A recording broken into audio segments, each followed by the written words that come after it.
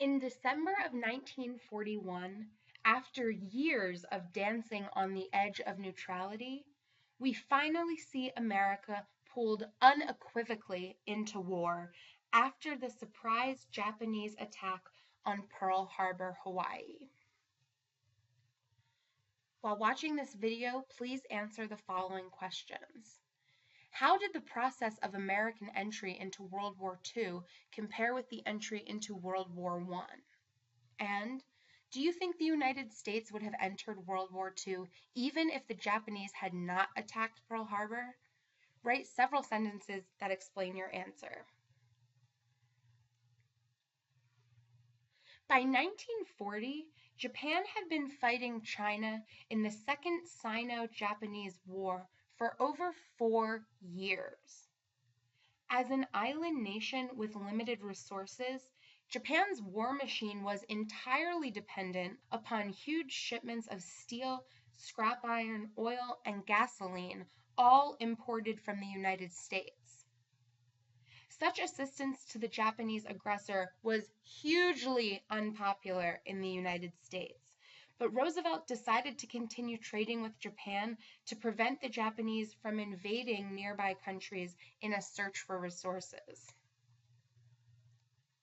In late 1940, the U.S. finally imposes an embargo on Japan-bound supplies.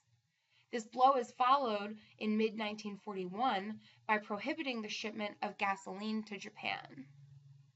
The United States and Japan entered negotiations, and the U.S. agreed to continue shipments of gasoline only if Japan withdrew from China.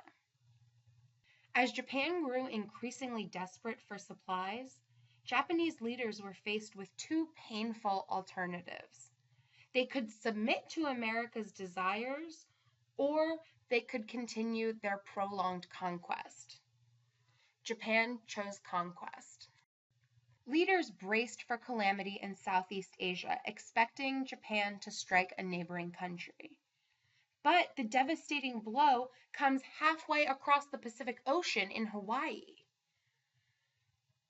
The attack was a coordinated assault from 353 Japanese planes, targeting valuable American ships like aircraft carriers and battleships.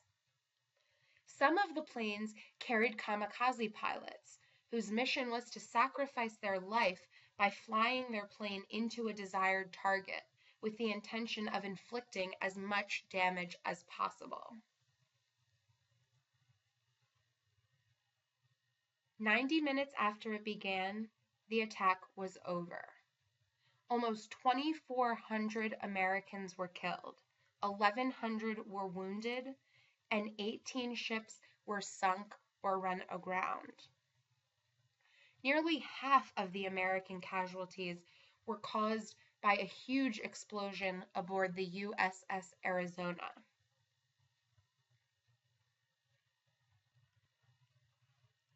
The following day, Roosevelt addressed Congress, delivering his famous "A date which will live in infamy" speech.